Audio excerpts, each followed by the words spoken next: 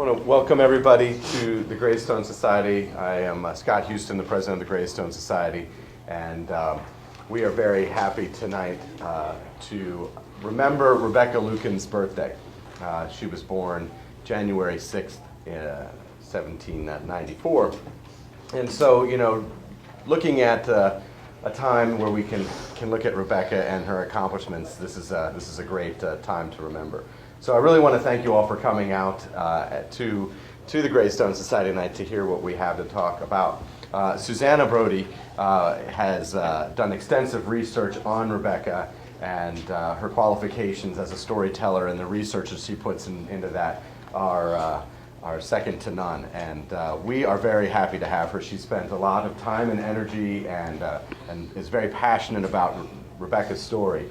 And it's a fascinating story about first female industrialist and some of the accomplishments and the trials and tribulations. But again, you know, we are very happy to have you out here to listen for what we feel is a very personal and connecting experience. So please, you know, welcome Susannah as we step back in time to hear about Rebecca Lukens. Thank you very much.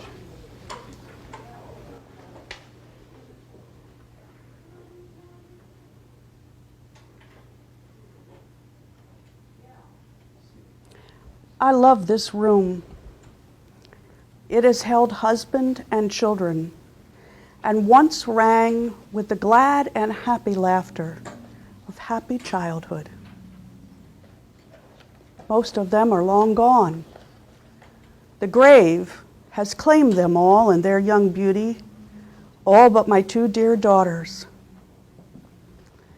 I live in a world of my own, and though tears will flow at the images my fancy presents, yet I love to linger, even amid the wreck of my buried joys, and remember times long gone.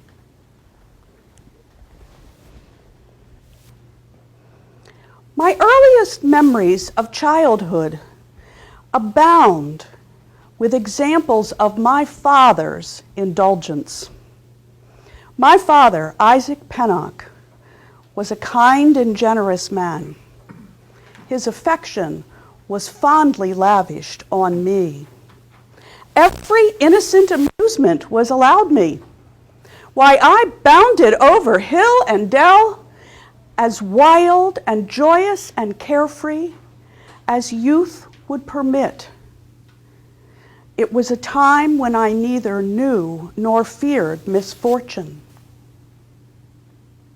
I began to learn about iron at quite an early age, for my father allowed me to accompany him on business trips, an activity that caused my mother much distress.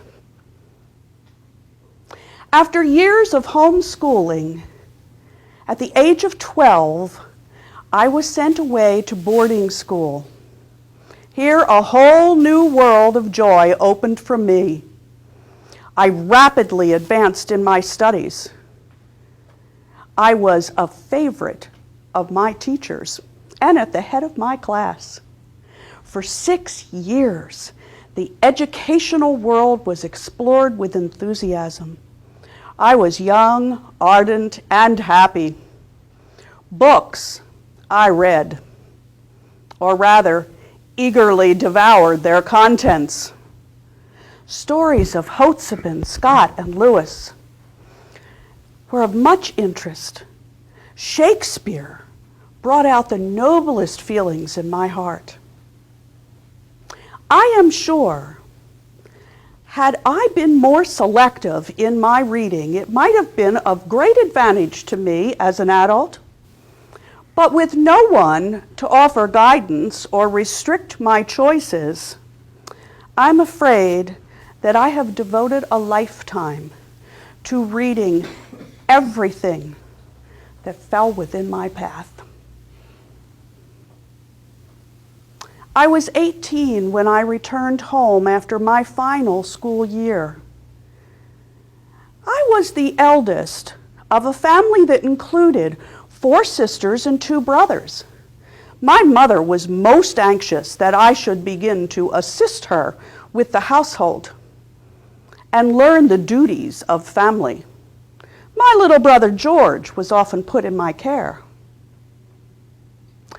After being home for about 3 weeks, though, I prepared to attend my father on a business trip to Philadelphia.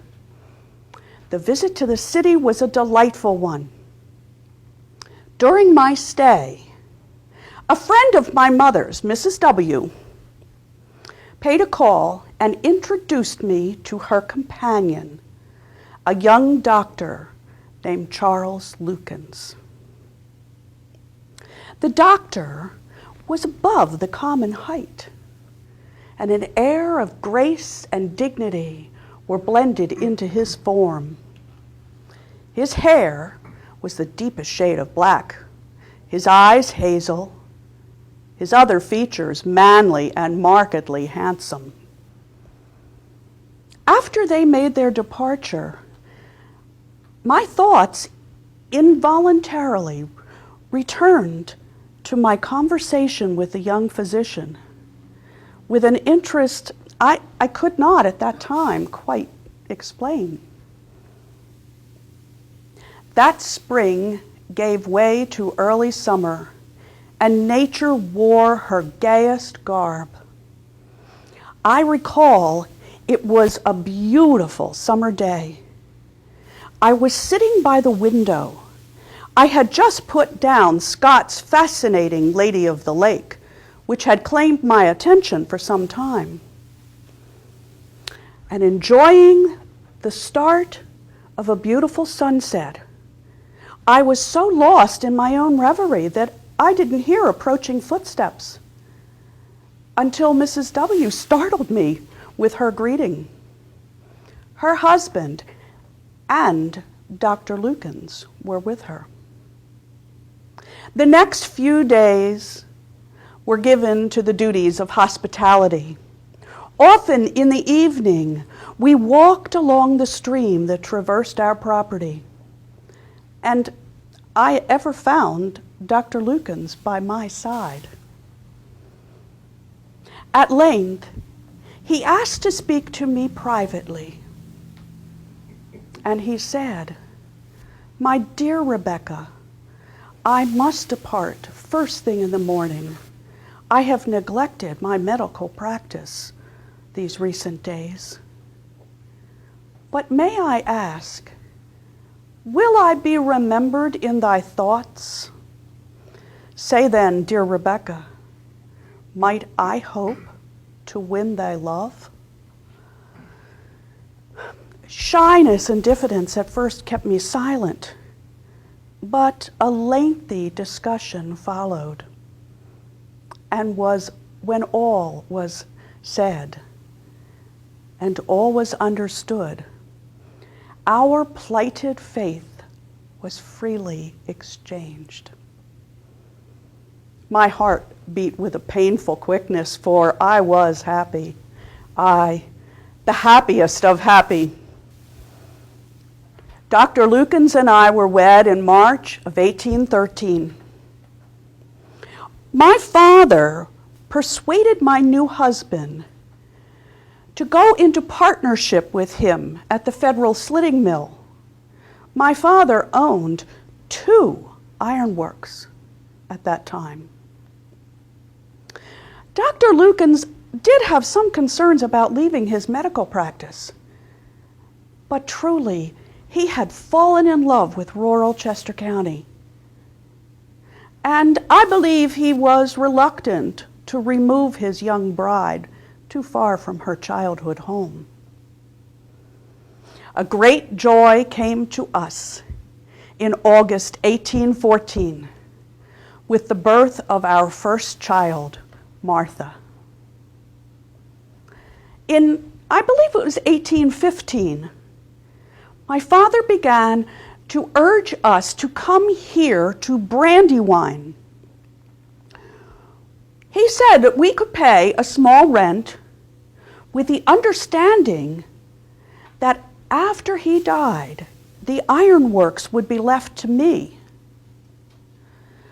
We concluded to come that following year, about the time our daughter Elizabeth was born.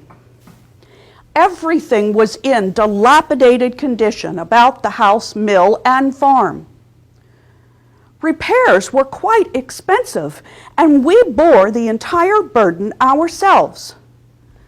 Dr. Lukens was discouraged enough that he considered returning to the city and reestablishing his medical practice.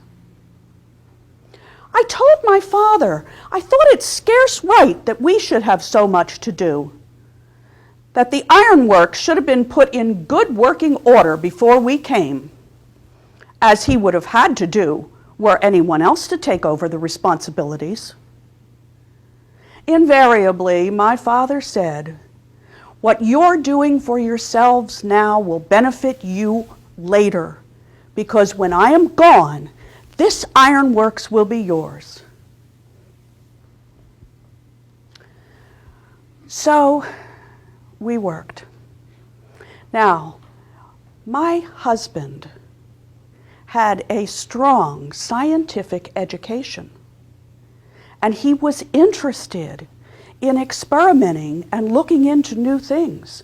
And after careful study, he realized that there were some new aspects to the iron industry that we might benefit from. And so he considered refitting the mill to roll boilerplate. Now, this was quite risky, for it was a whole new branch of the iron industry. But he had high hopes for its success. It was about that time that our son Charles was born. But those were difficult years. The high costs of repairs, the challenges in refitting a mill to roll this new kind of iron. But worst of all, those were years of deep personal losses. Our son Isaac was born in 1821, but died before his first birthday. Isabella was born not long after his death. It was about that same time that a spring freshet destroyed the dam that held the water that powered the mill. We had to completely rebuild the dam, put in new water wheels, new pinions, new casings, new pinion heads. And my husband borrowed from my father to take care of all of that. It seemed like we were just getting back on our feet after that catastrophe, when in 1824, my father, Isaac Pennock, passed away. His will did not clearly state that the ironworks would be mine. He left farms to my two brothers, even though George was still quite a minor. But all the rest of his estate was put under the care of our mother, with a codicil that was added, stating that when my sister Mary Ann came of age, the rest of the real estate could be divided among the 4 daughters. As the eldest, of course, I would have first choice, and I could choose the Brandywine Ironworks.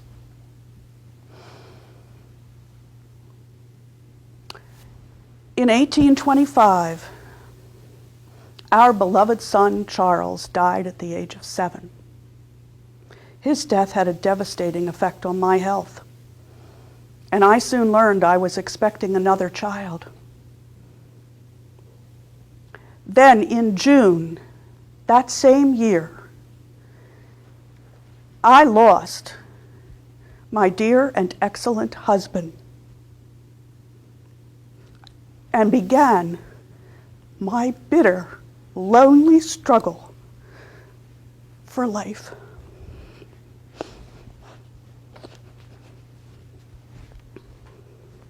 This parting by death is a sorrowful thing for those that are left behind, to mourn the loss of what gave them pleasure in life.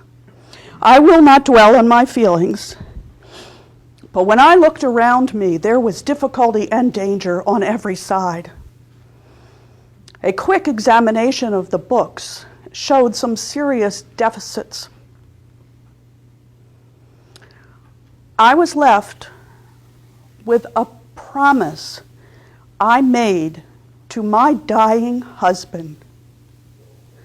Charles asked me to continue with the ironworks, and I promised to at least make the attempt. I think I must have possessed some energy of character, for I look back on it now and wonder at my daring.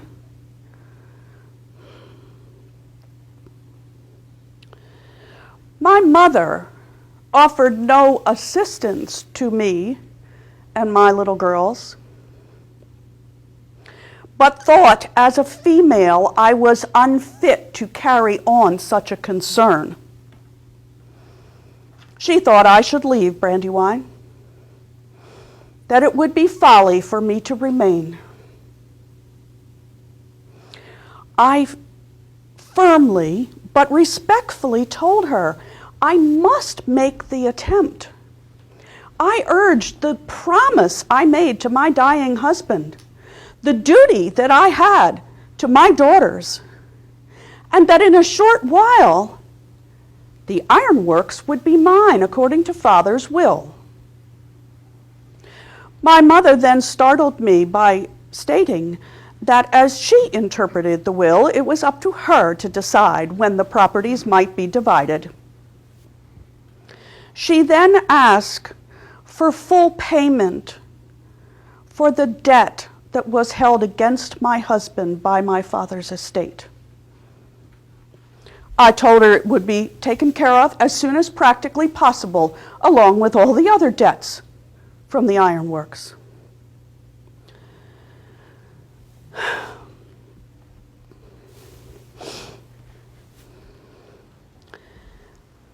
Between my mother and myself, there has never been that endearing familiarity which ought to exist between parent and child.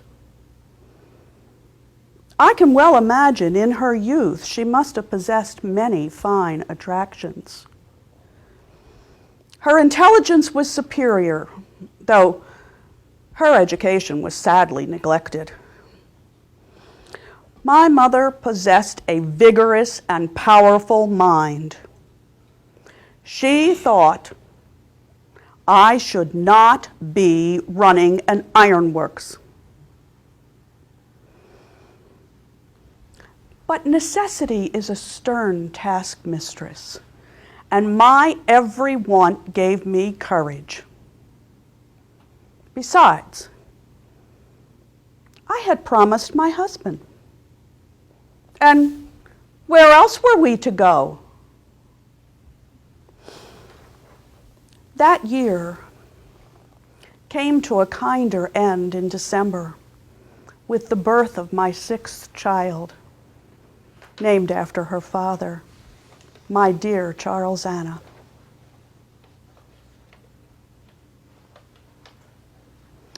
Pennock relatives were reluctant to assist me in this folly. But my husband's brother Solomon came to my rescue. He managed the ironworks and supervised the workers, encouraging them to stay on the job. He assisted me in dealing with my Pennock relatives, and he served as a father to my 4 daughters. Solomon came here to help out in an emergency and stayed for 15 years. He was here to assist when we completely designed and rebuilt the mill. He was here to offer comfort and support when my daughter Elizabeth died of scarlet fever at the age of 15.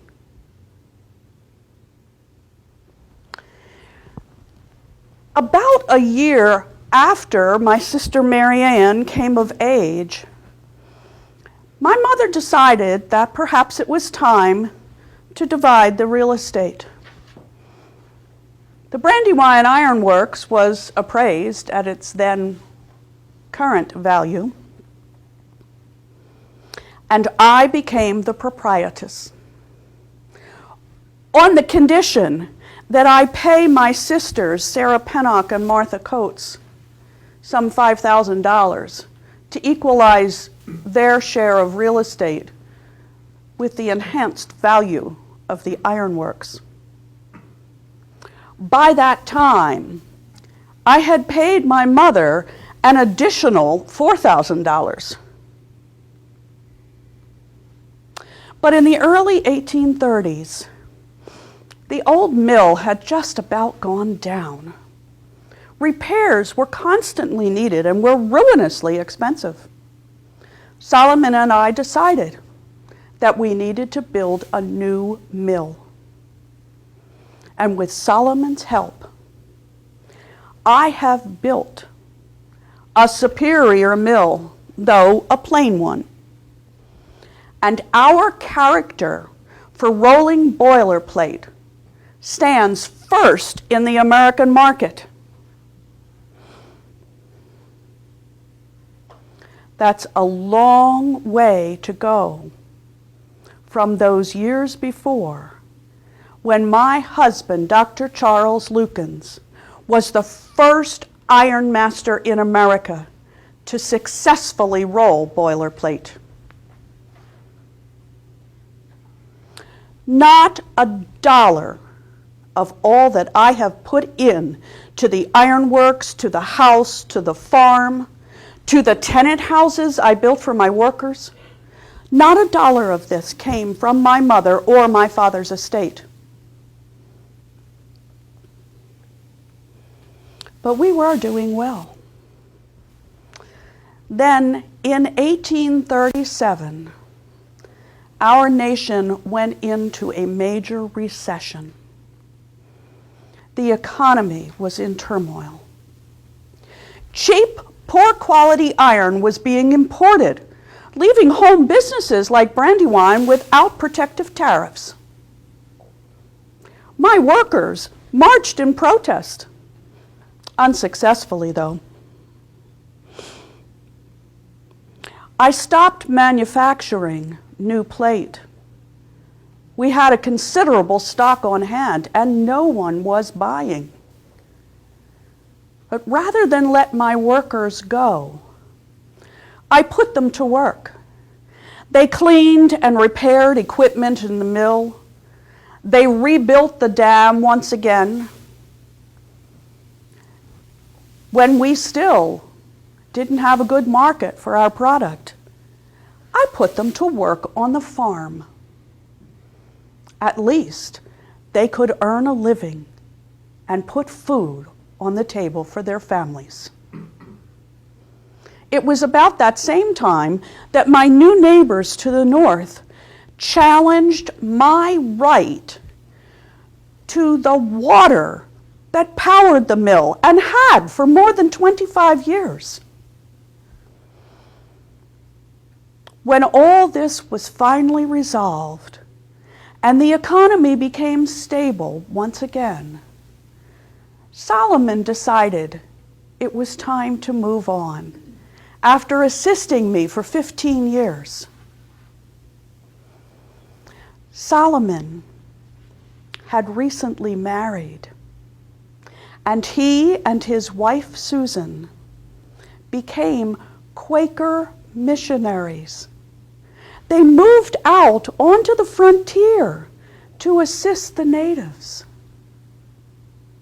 A whole new life for Solomon, but I so cherish those years that he helped me. The books were being taken care of by my daughter Martha, who joined the firm immediately upon finishing her schooling.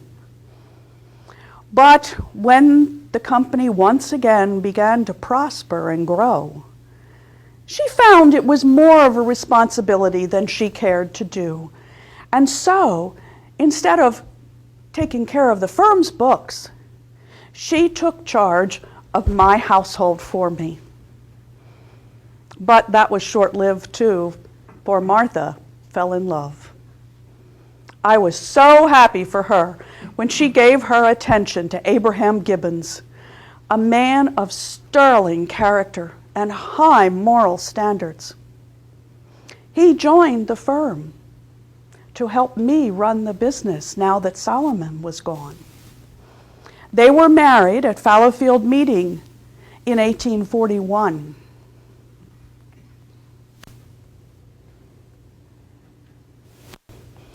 In 1844, 20 years after my father's passing, my mother died.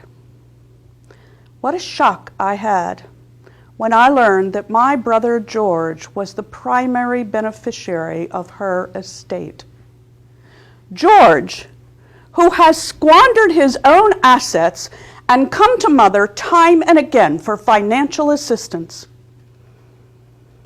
I think it would have broken her heart if she knew and believed everything about George's activities. Now George is claiming that I received advancements from my father's estate, left in the care of our mother for the benefit of all the children. He's supported in this by our sister Sarah. How many times must I pay for an ironworks whose value was limited when my husband and I first came here? You know, after my father died, my mother spent more of her time with me than any of her other children. And although we were never close, I always tried to treat her with kindness and respect. But I have learned of late that there was a dark, a malign influence against me by those around her. And my being prosperous as the mistress of Brandywine is the cause. I weary of the constant struggle dealing with business, house, and farm, and family. I worry, have I done enough as a mother for my daughters? They seem content. I must smile when I see how happy Martha is with her Abraham. He is now a partner in the firm. He has helped me enormously.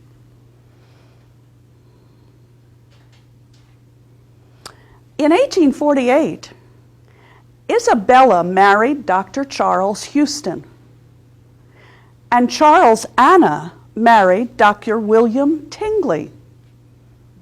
Interesting, is it not? That two of my daughters followed my pattern and married physicians from Philadelphia. Charles Anna was determined to marry her young man despite my reservations. Dr. Tingley is not as well grounded as my other sons-in-law. Indeed, he seems to live for the day. Dr. Charles Houston is another fine young man. He has also joined the firm as a full partner, allowing me to finally retire and get some much-needed rest. But I fear, having spent all those years in a state of constant excitement, it's now had a detrimental effect on me. For now that I am retired, my days all pass in a dreary and monotonous manner. I must pull myself out of this lethargy. It only proves to make me melancholy and think of sad things that have happened.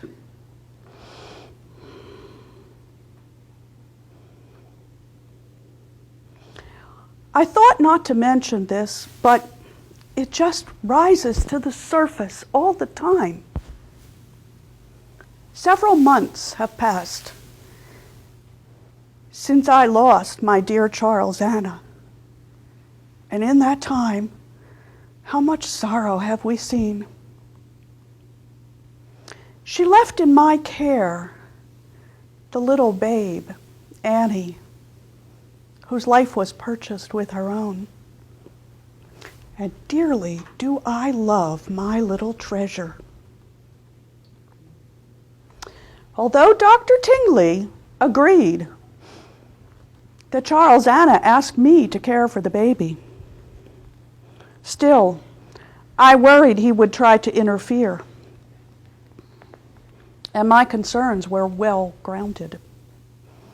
A friend of mine learned by chance that Dr. Tingley was petitioning the Orphans Court in Philadelphia, seeking full guardianship of his daughter and her estate. I was uncertain what to do, but my brother-in-law, James Penrose, that's Mary Ann's husband, James Penrose came to my rescue. "I can tell thee what to do," said he. "Offer Bill Tingley a lump sum of cash, and he will likely take it. It need not be a large sum either, for he is always out of pocket." And so it was done. I offered my son-in-law, Dr. Tingley, $500 cash to renounce all claims to his daughter. And he accepted. How could a father do such a thing to his own child? Would thee have done that? Would thee? I think not. Still, I worry that he will try to interfere. He comes to see her occasionally, as we had agreed, just twice since we signed that agreement. We actually hear more from his parents. Little Annie is visiting her paternal grandparents just now. Annie. What a beautiful, healthy, affectionate child she is. The dark, lustrous eyes of her mother beam at me from her pretty little face. Annie will now be the one to cheer me when I am sad. But I do tire so easily these days. I really need to sit and rest until little Annie returns.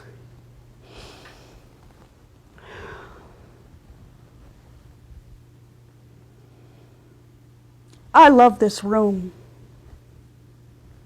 It once held husband and children and rang with the glad and merry laughter of happy childhood. Perhaps it will soon again.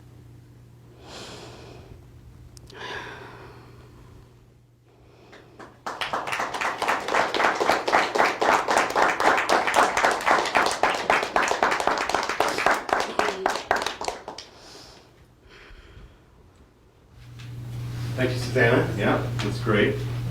I didn't know if you want to, maybe you want to take any questions. I know you've done a lot. You can you can field most anything on Rebecca. So, anybody have any questions of this? It's a great story, and Rebecca. Is your esteemed husband buried near here? Yes. He is buried at Fallowfield Meeting, which is down Route 82 in Ursulton.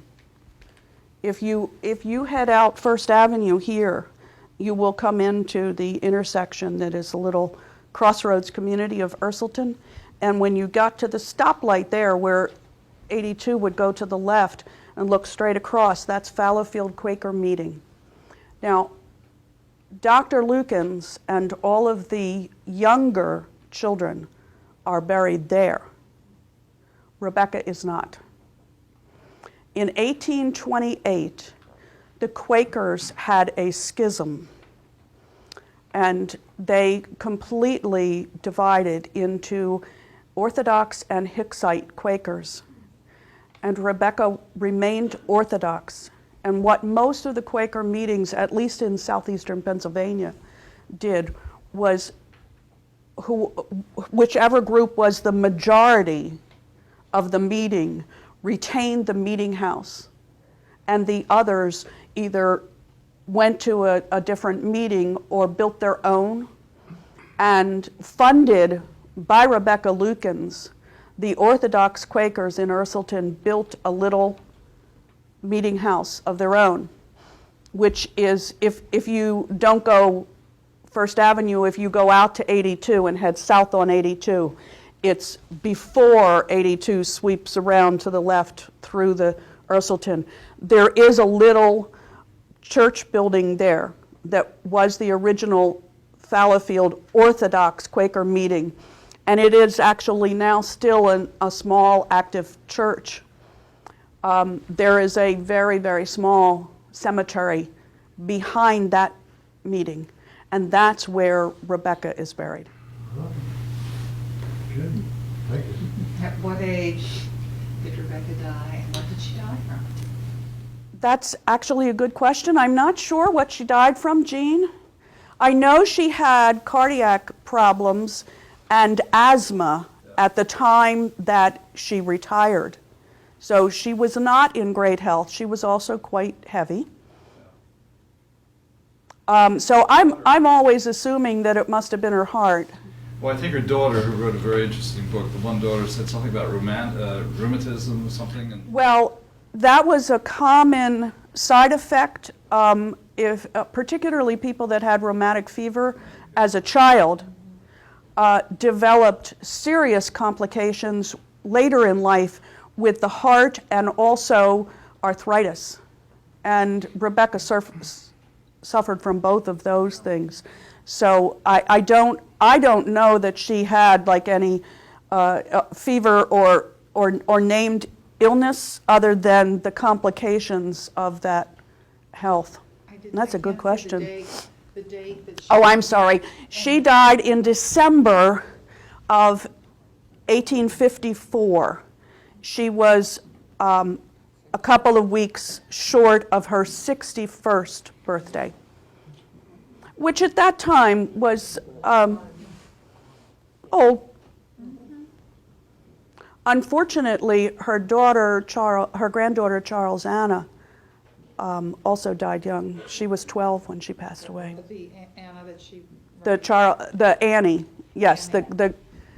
It's very confusing when you're reading her notes and memoirs, because Charles Anna, her last daughter, was named, of course, after her father. And Charles Anna's daughter, Annie, was also named Charles Anna, but they called her Annie. But she died after Rebecca. After Rebecca. Died. And Rebecca's will, and that's a whole other story. Rebecca's will is very, very detailed. And you can probably understand why. When she died, she was by far the wealthiest woman in Chester County and probably in Pennsylvania. And her husband had died without a will, so he died intestate. Her father's will did not clearly state that he was intending to leave the ironworks to her. When Rebecca died, her will had 3 executors: James Penrose, who was an attorney and her brother-in-law, and her 2 sons-in-law. So you understand that she had enough trust in them that they were executors of her estate. Still, she left independent funds to each of her 2 remaining daughters with the instruction that their husbands have no control over it. So she was protecting them. And it also factors into when she made the agreement with Dr. Tingley, her son-in-law, his wife, Charles Anna, died without a will. But she died in 1849, and in 1848, the legislature in Pennsylvania passed a law that was rescinded 4 years later that protected families. Now, during the time that Rebecca lived, it was not unusual that they expected a man to inherit the estate. So Rebecca's not only taking over as manager was unusual, but in fact, her husband died intestate, and she had Pennock relatives that repeatedly attempted to challenge her right, because she was a woman, to run the ironworks. Well, during this brief 4-year period from 1848 to 1852, the state legislature provided protection for families. So if someone died intestate without a will, the estate was divided among their heirs, which included the spouse and any children. Now, Rebecca's daughters, even before they married, were independently wealthy because Rebecca made sure that her daughters were financially independent. So when her daughter died from childbirth fever a month after little Annie was born, the husband inherited half her estate. The little baby inherited the other half. So when he was going to court to get guardianship of his daughter and her estate, it's in writing, that's what he was after. He was after control of the funds, because he had already acknowledged that his wife had asked her mother to care for the baby. Interesting. So by the time Rebecca died, she was very, very careful. Her will is extraordinarily detailed. And as I said, she obviously trusted her 2 sons-in-law, but she left funds for her daughters that were exclusive of the business, of the full estate, and their husbands had no control over it. Now, it probably wasn't a problem because both of them had a long, happy married life with their chosen partners, so they were okay with that. But I thought that was interesting. She also left a trust fund for her granddaughter, Annie. And it was a trust fund of $30,000 was set aside to cover Annie's expenses. But Annie died when she was 12. So the rest of that would have been then left to the rest of that fund went into the estate that went to the other daughters. That was way more detailed probably than you needed. I just think I found that fascinating when I was researching her thing, and her will is really interesting to read. Another comment about the wills. Her mother left everything to her son George. Now by that time, her other son Isaac had passed away. So he was no longer in the picture. So it was the 4 sisters. 3 of them married. Rebecca was a widow. Sarah never married.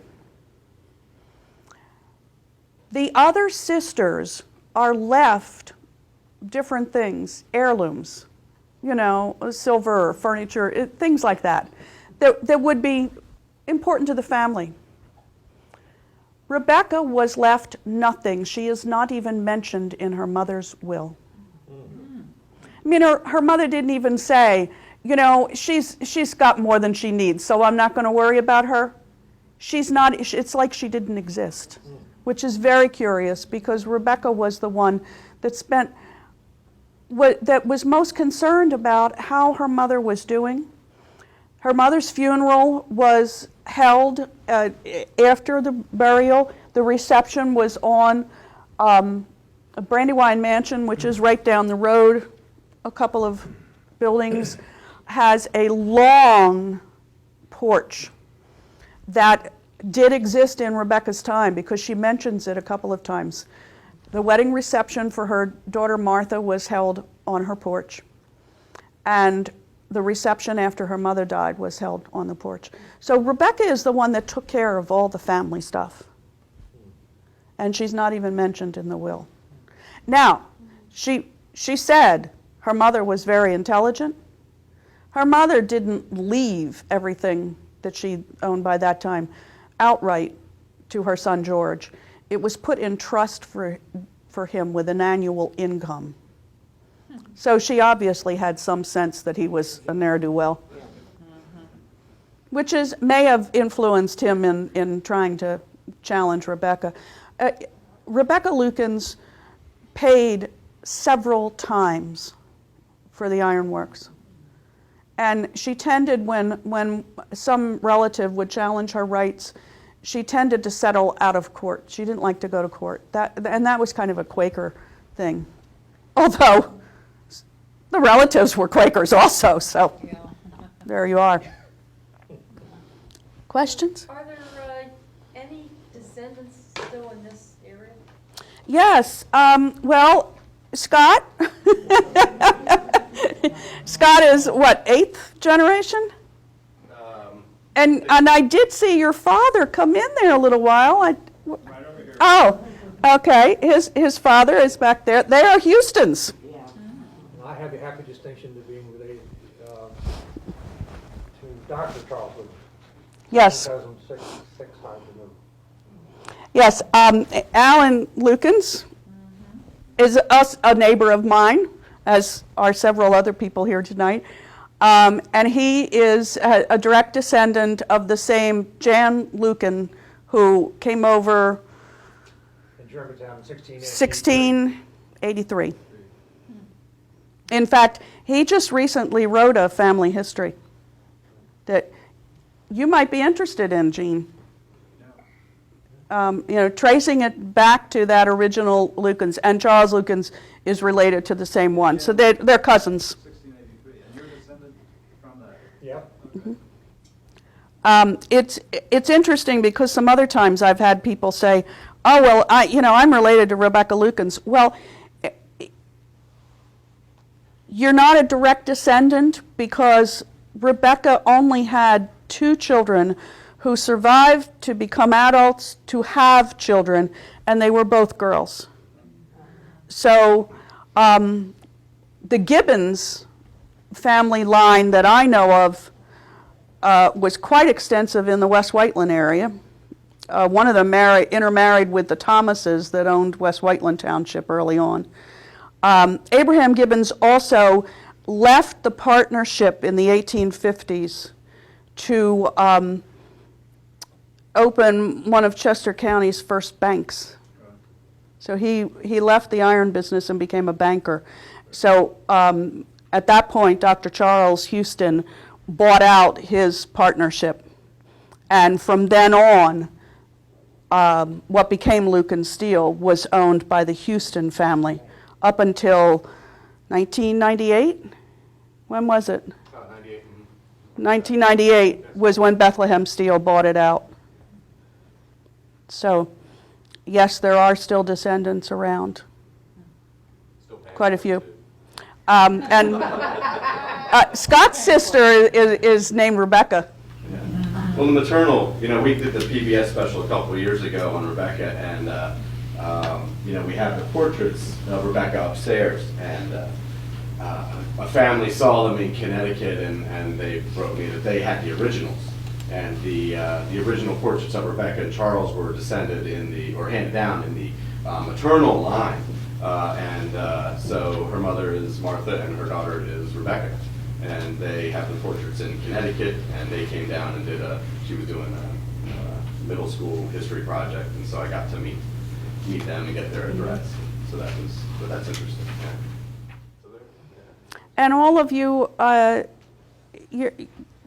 all the Charleses second, third, fourth? Charles Lukens Houston the fourth is around. Yeah. The Coatesville's executive director of Habitat on the board. That's the third. And Charles Lukens,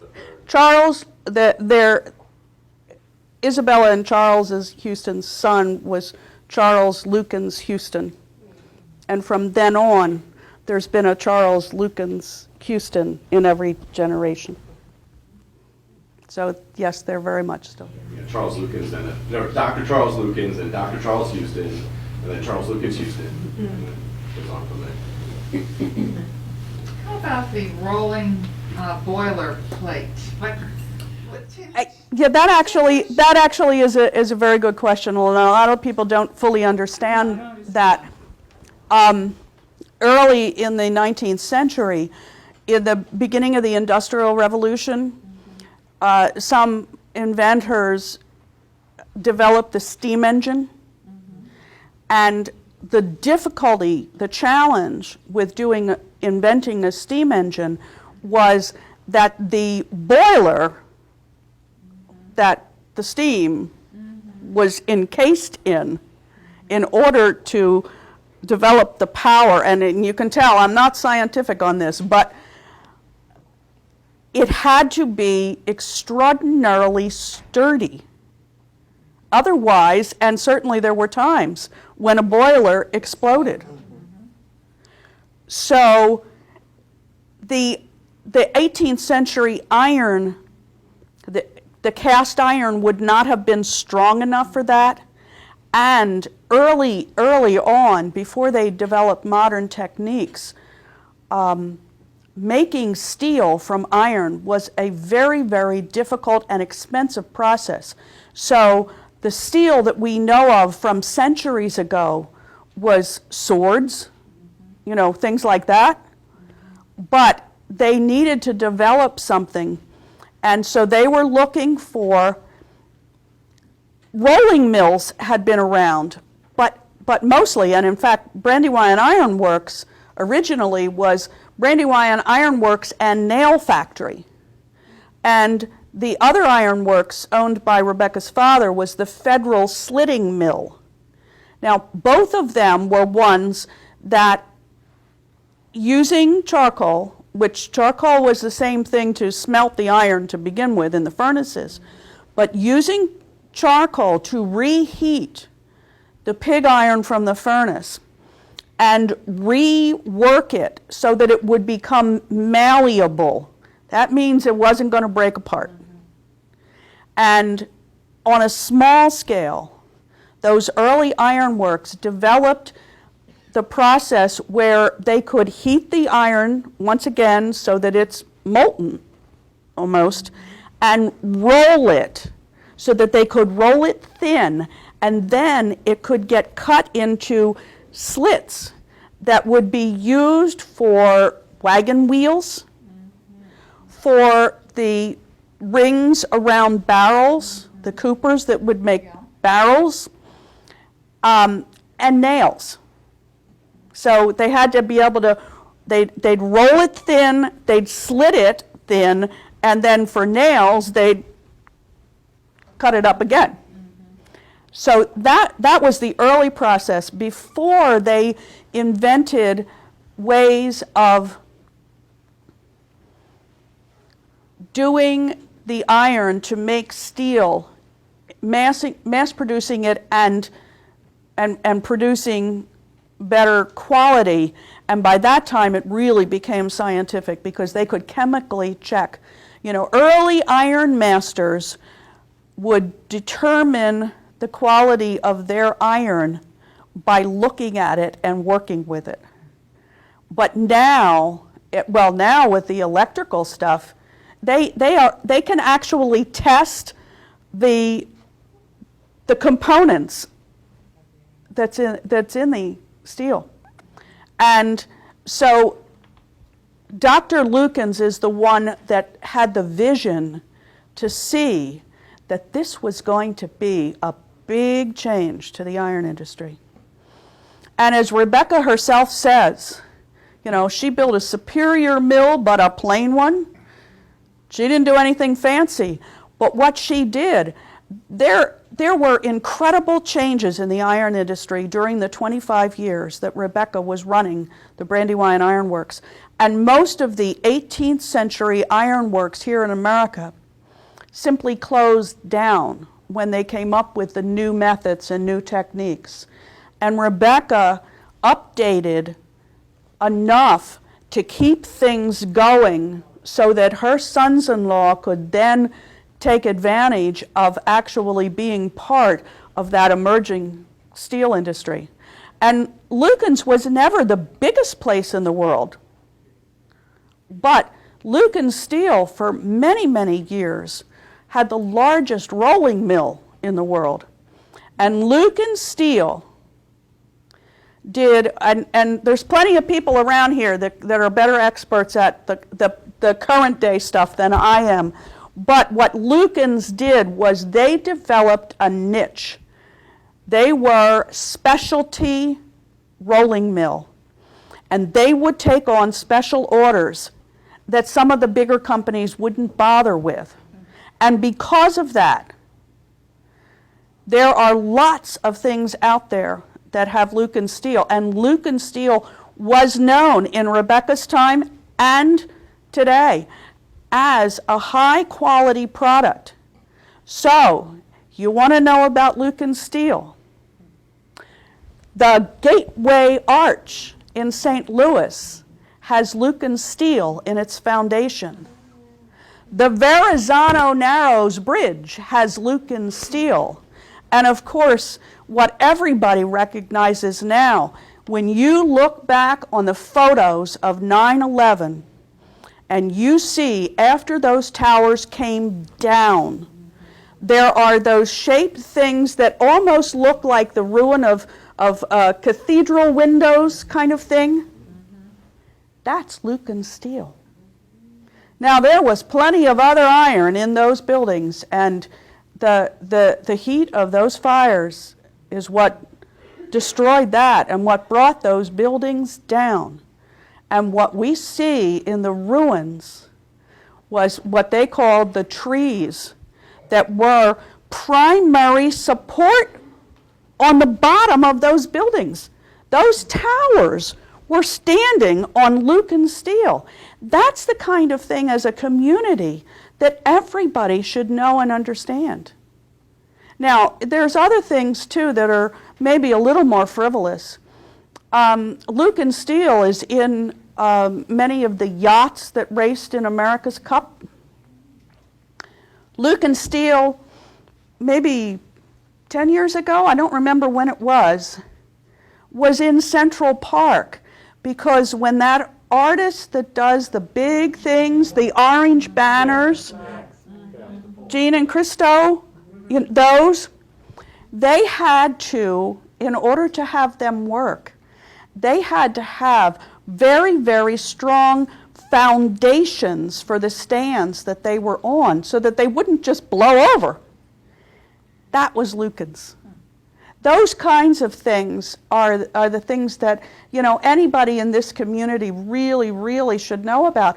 But early on all the years that Lukens was doing these specialty projects, a lot of times the workers were given specifications. They might not even know where that product was going to end up. So a lot of people in the community really had no idea just how worldwide the special products that came from Lukens Steel are. But I have to stop talking about that stuff because I know I'm going to get in trouble because my expertise is 160 years ago. There's plenty of people around here that could tell you about the current steel stuff. I just think it's neat. I think that stuff is what people should know about. And certainly, they've had a great reception when, almost 2 years ago, they got the trees came back. And hopefully someday there will be an iron and steel museum here. And obviously, they're going to be a huge part of that exhibit. Because since they came back, they have memorial services here on September 11th. And the turnout on those are just, they bring out one or two of the trees, and people are just fascinated by that. So I think it's probably enough. There are refreshments in the back room, and I'll be happy to talk to people, but I'm going to go get something to drink.